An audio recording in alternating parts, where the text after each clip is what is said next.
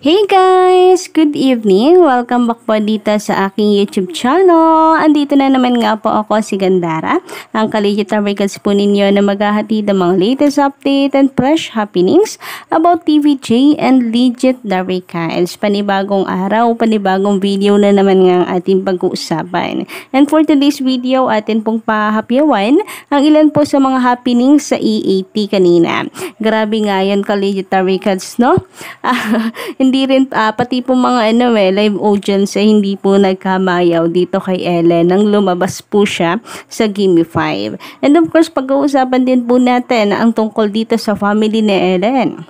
Usap-usapan po ang kapatid or bunsong kapatid nila Tasha at ni Ellen. So, sino kaya ito ka-legit records? And meron pong naglalabasang mga hula kung sino po ito. But before that, nais ko po munang pasalamatan ang atin pong mga legit viewers. Guys, maraming salamat kung nandito po kayo ngayon na nakikinig at nakatambay sa aking YouTube channel. And syempre, para naman sa mga bago lang at hindi pa nakaka-subscribe, maaari po ninyong pindutin ang subscribe button and a notification bell para maging updated po kayo sa mga susunod nating balita about TVJ and legit records and of course Noon Time Show's latest happenings. At para naman sa ating masusugid na subscriber na itong ilan sa napili po nating i-shout out. Magandang gabi and shout out nga po rito ka-legit records kina Adoracion Basal Landicho, magandang gabi. Maria 16, magandang gabi. DJ Ray on the Mix, magandang gabi. Lips for Fernandez, magandang gabi. And Sir Loreto Castro, magandang gabi sa inyo. Shout out and maraming salamat sa pagsubaybay. And ngayon naman nga ka-OG, simulan po natin po ang ating balitaan. So, makikita po ninyo sa inyong mga screen ay ilan po sa mga happenings kanina sa EAT. Grabe nga itong si Maine Mendoza. Binabaliktad baga naman yung number. So, pati po ang mga netizen, ang mga team online ay hindi rin po mapigilan ang matawa. At the same time, sa mga nagtatanong kung kailan daw uli babalik itong si Bossing, bakit daw parang bigla po ulit siyang nawala after niya magpakita nung Sabado. So tila ito nga po kasi ay recorded na guys, yung lumabas ngayong Monday and Tuesday. So lagi naman pong ganito ka-legit records, pero malay po natin sa mga susunod na araw ay muli po natin makita at maging present po ulit si Bossing. At syempre, isa rin po sa hiling ng mga legit records, sana po itong si Ellen ay bumisita po ulit dito sa studio. Pagkatapos na kanilang vacation dyan sa Boracay. And speaking of vacation, sinusulit ang bakasyon sa Boracay, ka-legit records.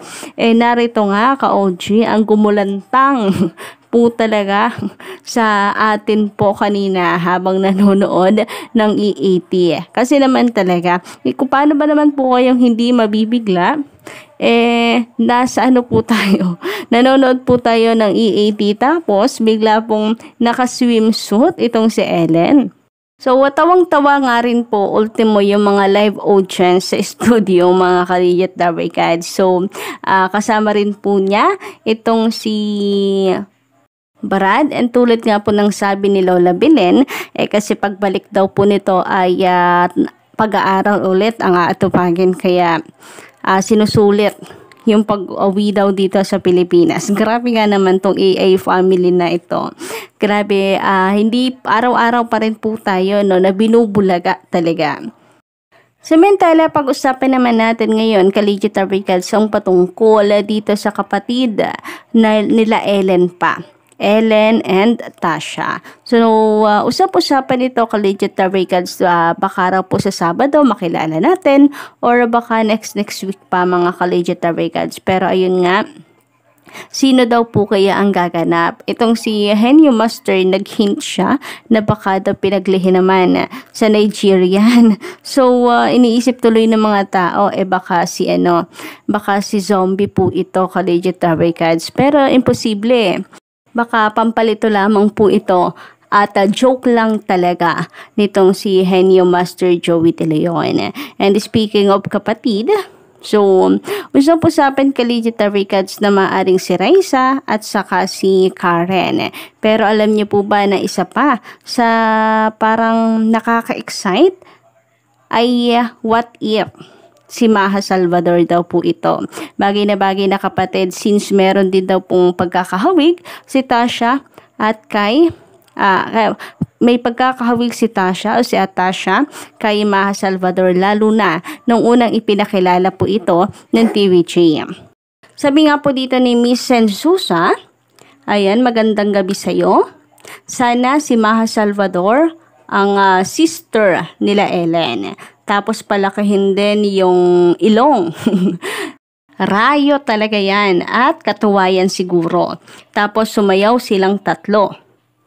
Hay, nakakatuwa, Chuck. So, grabe nga no, ka-Legitary Cards. Pwede po itong si Maha Salvador since sumasayaw and the queen of the dance floor yan, mga ka-Legitary Cards. So, bagay po silang dalawa ni Tasha Kauchi.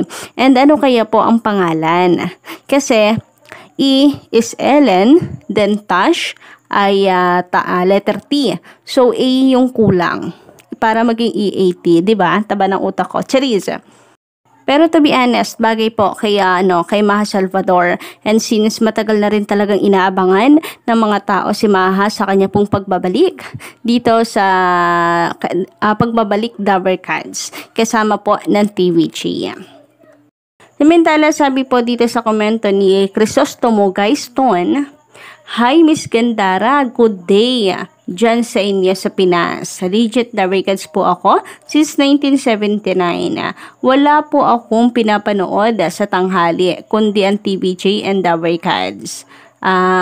Nagpapaalis ng pagod at lungkot ng malayo sa pamilya at lagi ko ding binabasa ang mga post mo." Nako, maraming salamat naman po, Sir Crisostomo Gaitos, kung ganoon na nakaabang pala kayo at talagang nakatutok sa akin pong updates. Samantala, sabi pa niya, "Salamat sa mga updates mo sa TVJ and Dabber Cards. Ingat po kayo lagi, madam. God bless po sa inyo. Watching from LA. Congrats, Miss Gandara." Saan naman po?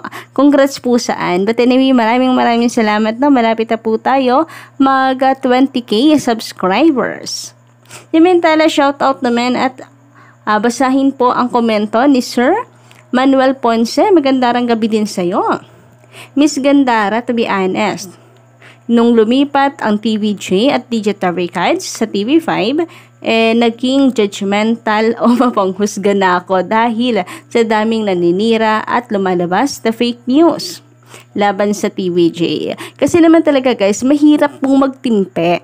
Lalo na kapag mayroon po tayong nakita talaga na masyado ng pangbabastos sa TVJ.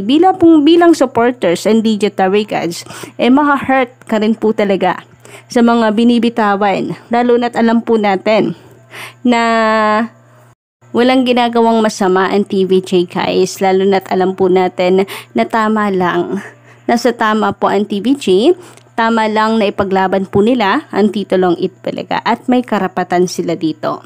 Kasi biruin nyo ba naman since day 1, tapos ganun na lamang po ang magiging ending after 44 years. Talagang magiging warrior ka talaga magiging tigre at layon para lamang po ipagtanggol ang TVJ sa mga bashers neto. Samantala, sabi pa po niya dito, at kaya nga ako nag-subscribe sa Legit Vloggers at Defenders ng TVJ and host Dabber Cards para maipagtanggol at makapag-komento din ako sa mga bashers at kalabanin ang TVJ. At kalaban ng TVJ at Dabber Cards. So, hindi po kayo nag-iisa. Marami guys. Marami ang talagang nagising. And, bigla po, na talagang natuto pong ipaglaban ng TVJ. Kasi hindi naman po talaga makatwiran. Lalo na itong mga bashers. Na sabihin pong matanda na ang TVJ. Sila'y empleyado lang. Seryoso ba? Wala pa pong ganitong nangyayari. Napaka-open na po ng TVJ at sinasabi po nila na talagang wala po silang kontrata So meaning hindi po sila empleyado, doon pa lamang. Wala pa mang issue pero basag na po agad ang mga basher na ito.